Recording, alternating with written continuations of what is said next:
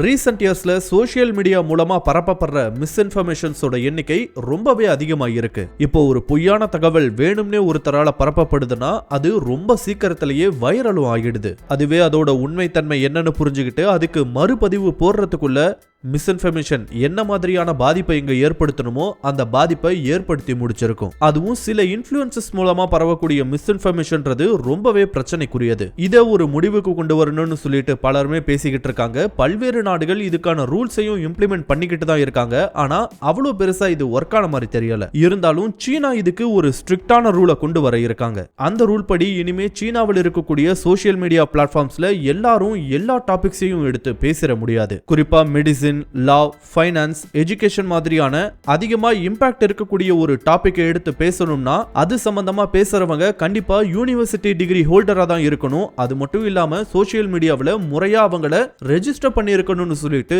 இந்த ரூல்ல கொண்டு வர இருக்காங்க. இந்த ஃபீல்ட்ல பொதுவான டாபிக்ஸை பேசுறத பத்தி எந்த ஒரு பிரச்சனையும் கிடையாது. பட் ஒரு கோர் டாபிக்கை எடுத்து அது பத்தின டீடைல்ஸ் சொல்றதுக்கு இனிமே ப்ரொஃபஷனல்ஸ்னால மட்டும் தான் முடியும். இதை மீறக்கூடிய சோஷியல் மீடியா இன்ஃப்ளூயன்சர்ஸோட அக்கவுண்ட் சஸ்பெண்ட் செய்யப்படும், இல்லனா 1,00,000 யுவான் வரைக்கும் ஃபைன் போடப்படும்னு இந்த புது ரூல்ல கொண்டு வர இருக்காங்க. இதை கொண்டு வருவதற்கான முக்கியமான காரணமே சோஷியல் மீடியாவில் பரவக்கூடிய மிஸ்இன்ஃபர்மேஷனை எல்லாம் தடுப்பதற்காக தானா. மற்ற நாடுகள்ல இதே மாதிரியான ஒரு ரூலை இம்ப்ளிமெண்ட் பண்ண முடியுமான்னு தெரியல.